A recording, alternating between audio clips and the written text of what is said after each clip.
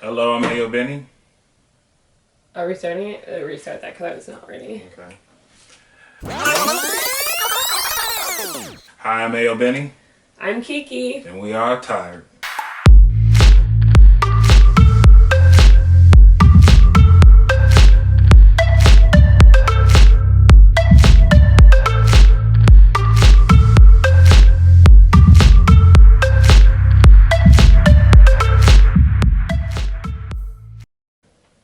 Hello and welcome back. So today, what are we doing? Today we're going to be doing a reaction video to the inauguration. So basically, we're going to highlight the top events that happened during the inauguration and what our thoughts are about them. Exactly. So we found this random video from the Huffington Post UK on YouTube, and so we're gonna try and have it up on the screen, but that's what we're looking at here. So we're just going to be looking at the video and reacting to what they think are the top 6 highlights of the inauguration. So let's just get right into it here. Play. A new president, Joe Biden, who vows to restore the soul of America and cross the river of our divides to a higher plane. I, Joseph Robinette Biden Jr. do so. It says 6 key moments from the 59th inauguration. And I will faithfully execute the office of president. So Joe Biden becomes the 46th president of the United States. Today, we celebrate the triumph not of a candidate, but of a cause. The cause of democracy. The people, the will of the people has been heard, and the will of the people has been heeded. We've learned again that democracy is precious. Democracy is fragile. At this hour, my friends, democracy has prevailed. And we celebrate. Okay, let's just go over it. Okay, so that was number 1. So number 1 was pretty much talking about how he accepted presidency. He was giving his speech, first official speech as the president of the United States, just pretty much saying how this is a representation of our democracy, his win, and our democracy has prevailed thanks to us as voters. Yeah. That's all I got to say about that. That's all you have to say. I mean, there's not really much. I feel like there's not really very anticlimactic. It really was. I mean, this whole election has just been anticlimactic. What do you mean the whole election has been anticlimactic? No. The whole election has not been anticlimactic. But I think because of all the stuff that were going on, you would expect maybe there should be a little bit more. Some more pomp and circumstances. Yeah. I don't know. I just feel like everything was like, woo, like crazy. And then after the inauguration, which I have not even fully watched the inauguration, I've only seen the highlights. But from what I see, I feel like everything that's being talked about in the inauguration has nothing to do with necessarily Joe Biden's speech or anything. Pretty much. Nobody even mentions the speech when talking about the inauguration. We talk about other things, which we will talk about during this. I guess we'll see what they say is the most relevant or key moments. But yeah, we'll see. So number 2. First African American, first Asian Kamala Harris American, makes and history. first woman vice president. Yes. I'm glad that this is a key moment because I completely agree. So many on this platform who have forged the way to this day. Okay. So basically they're saying how Kamala Harris becomes the first woman, first black, first South Asian person. Jamaican. Apparently she has some Jamaican blood in her and I'm Jamaican. I'm like, yes. Ever to become the vice president of the United States. So basically the first non-white man. Yes. And so she has made history by becoming the first woman to be the vice president of the United States. And they're saying that that's a very important factual moment that we should recognize about the inauguration. And I agree. I 100% agree. And I don't really know exactly like as far as like what she said like in her speech or anything like that. But like I'm glad they have this on here because yes, like in history, that will go down as being the first. Like she didn't have a speech on here. She didn't have a speech. Okay. Well, there's that. You heard it here first. She didn't have a speech. But regardless, like just her being there, her presence, like the fact that she made history, like I think that should be like the number 1 highlight, honestly. I mean, yes, you have a new president, but you were going to have a new president and I don't know, like he's not the first white president, but she's the first. And I just like feel like that is so motivating for us black women, woman of color, because she represents so many people. Just one person, she represents so many people, and I love that. Because she isn't only just black as far as like her like personal identity, her ethnicity, what she identifies as, and I think that's great because I love that she gets to represent so many people, and yeah, it's just kind of encouraging to know that she was able to, and plus she's from the Bay Area, and she was able to be become the vice president. So yeah, for us, it's like things are possible for you, and you might be the one to make history. So go Kamala Harris. Yes. Yes. What she said. Woman power. All right, and 3. Let's do it. The event had star-studded performances from Jennifer Lopez, Garth Brooks, and Lady Gaga. Now let's just stop there. If I'm having a concert, I'm not inviting these 3 people.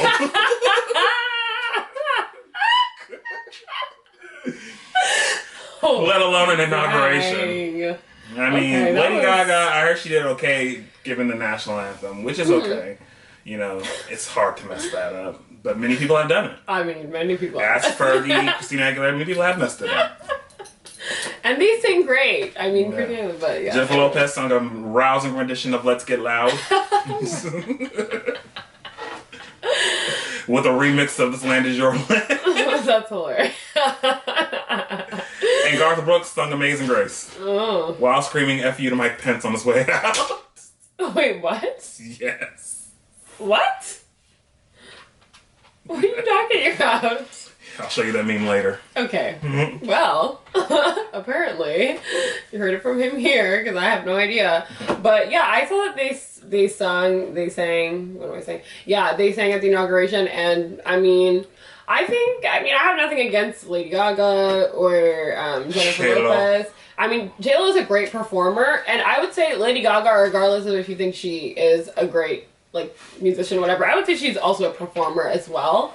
But yeah, once again, I'm not like, when we come to straight singing, I don't really would call those 2. Yeah, I guess I like hearing about who they chose. I was surprised, but you know, I don't know. Maybe it's based on their own like personal music taste. I don't know how does he even decide who's gonna sing for these things? They don't decide. The president doesn't decide. The committee decides who they want to perform. So the inaugural committee selects who they want. I mean, the president can have like who they want to pick. Yeah, so what if he's like, I want Beyonce? Yeah, because I'm pretty sure that's how it went when Beyonce performed Obama said he wanted her. Exactly. That's so what she did it. But normally it's the inaugural committee that picks who they want. And I think they wanted everybody to be represented, like, so that's why they picked Lady Gaga, because she represents LGBT people. They picked J-Lo because she's Latina and she represents the Latino community. And Garth Brooks represents country, middle America. And, yeah. Okay. I mean, in that sense, then I guess it makes sense. I was just thinking about what was, like, the logic that went into it, like, why those people, but, like, if you think about it from that perspective, then okay. I mean, I guess they're decent choices then, you know what I'm saying? And none of them are like, oh, like, they're like really, I don't know, like crazy. Like when I hear Lady Gaga singing, I'm not be like, oh, Lady Gaga's doing the national anthem? Oh my God. Like, I'm not about to do that reaction. Yeah. Like, I'm not thrilled. But either way, I mean, I guess I'd rather watch Beyonce lip sing hers. Wait, what? She lip synced her performance of the inauguration. Oh, really? Yeah. Well, it was a big controversy back then. Oh, really? I don't even remember that anymore, but I think maybe now you're refreshing my memory. Yeah. But because Beyonce, I mean, it's Beyonce, so she can get away with it, okay? You can't come for her. Yeah. You can try, but you'll fail. So, yeah, okay, let's go into number 4, or just listen to them sing a little bit more. She had a fist up so proudly.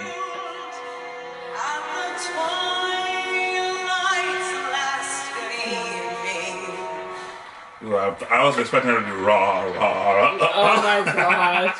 Oh, Vice President Harris was escorted by Capitol Police hero Eugene Goodman. Yes.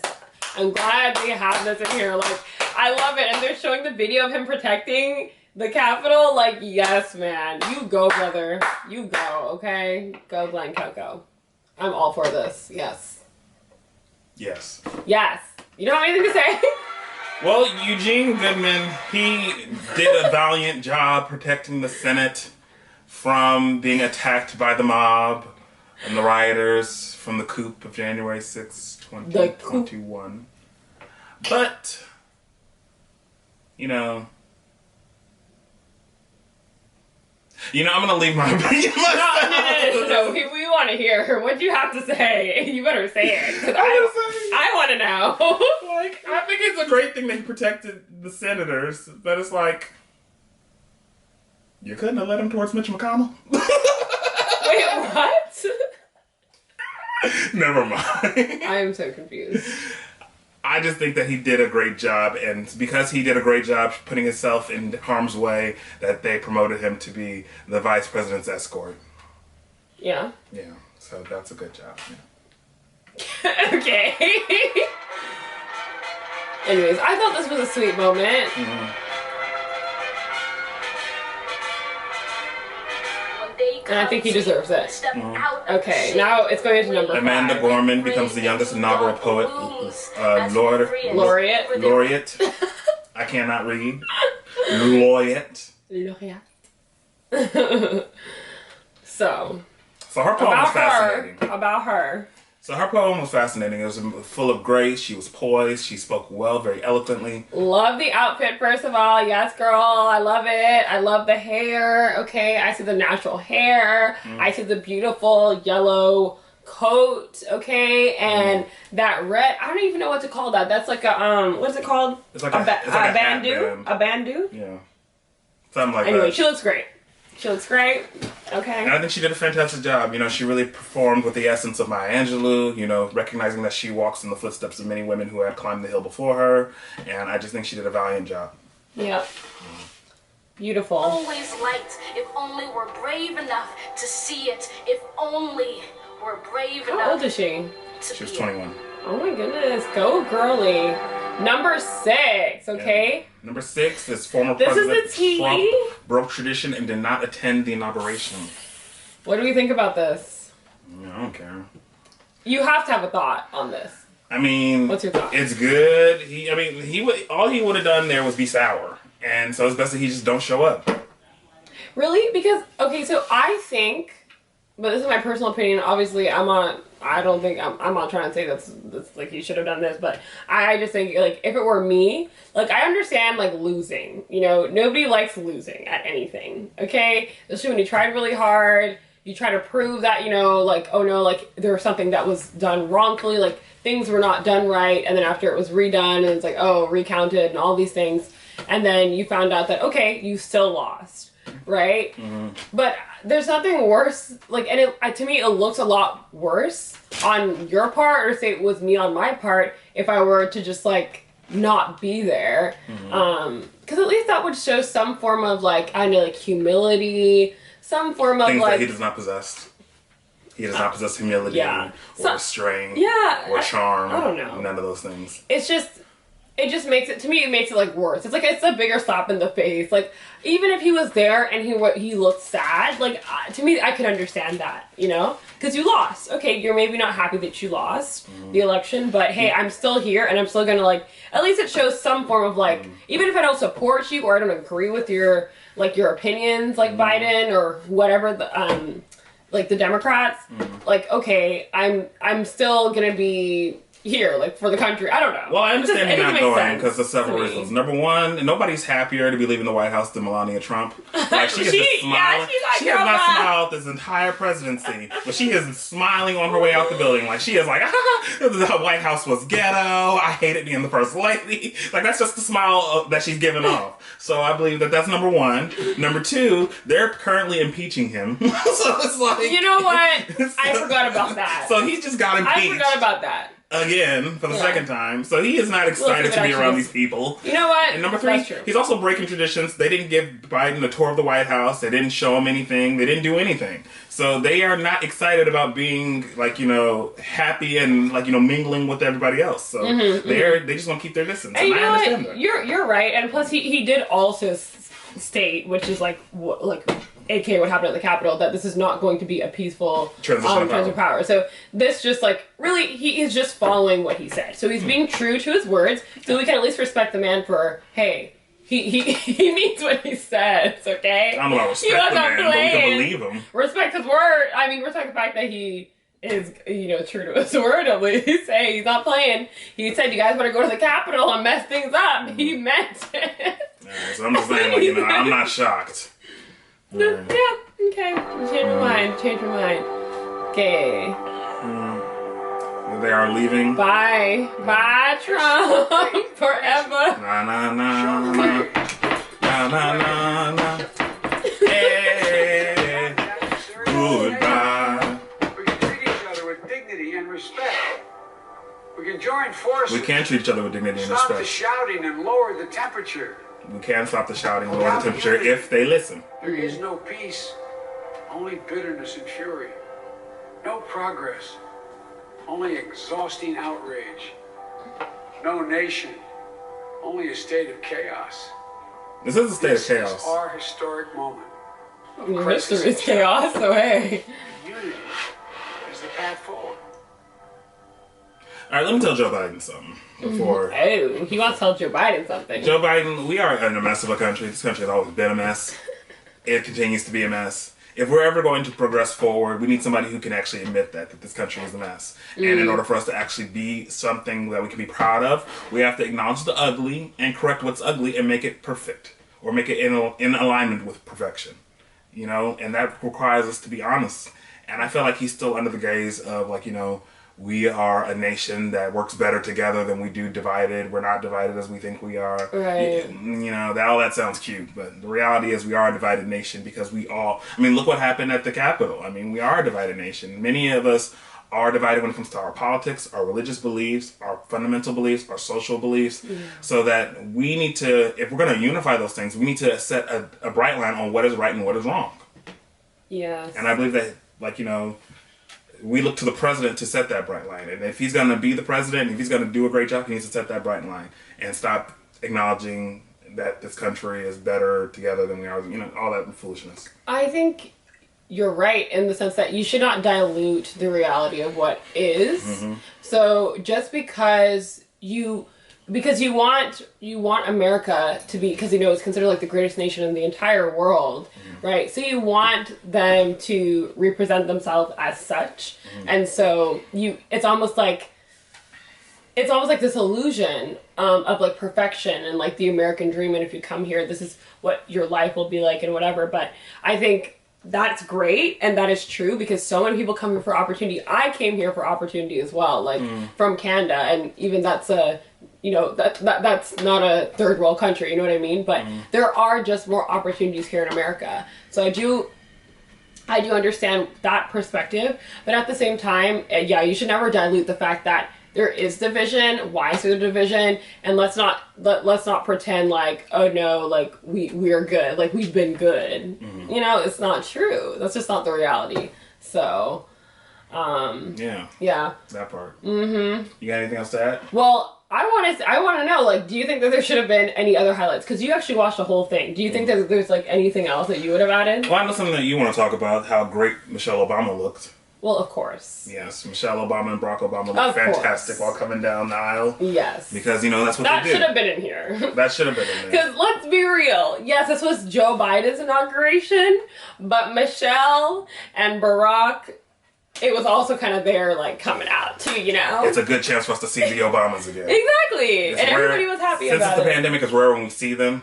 And so it was beautiful to see them again. And we love the fact that they looked as great as ever. And everybody on social media went crazy to the point where, like, I didn't even, like, I did not hear anybody actually talking about Biden's speech. All I heard about was, Michelle Obama most of it was Michelle Obama did not come to play. Michelle Obama this and Michelle Obama slayed. And I'm like, okay, like I want to watch it literally because of Michelle Obama. Well, that's not the only reason, but That is like 80% of the reason. Yeah, maybe. Because I feel like nothing else was really. That's why I feel like it was so anticlimactic. Nothing else was so special about it. And so, maybe people are just trying to find something also to make it more special too, and that the Obamas. Always. Don't get me wrong. I'm excited for the Joe Biden presidency because I feel like he'll do a lot of good. But I was not too impressed with the inauguration. And the speeches. Like, what do you think of the speech? Like, because even I was not the little too impressed with the speech either. Yeah, the little clips of the speech to me. Once again, it's like I there's can nothing. give a better speech. Please do. Yeah, there's nothing like that. I'm like, oh my goodness, like, yes, like super stand out, you know, or anything that I feel like people are like quoting, like, oh my goodness, like he said this or whatever. Like there have been a few presidents who have gave quotable inaugural speeches, like we have nothing to fear but fear itself. Yes, I heard about that. Like, you know, that was JFK. Don't quote me on that though, but that's what I think it is. I'll believe it because I'm not American. I don't know, but I definitely heard of that quote. That's what I mean. But yeah, it is interesting. I think we maybe expected more, and I think for me, I would have expected more just because of everything that led up to you even getting to this point, right? Yeah. It was so hard for you to get to this point, so I thought it would be something. Like, especially this speech, like, something, like, super great and, like, encouraging and, like, uplifting and, you know?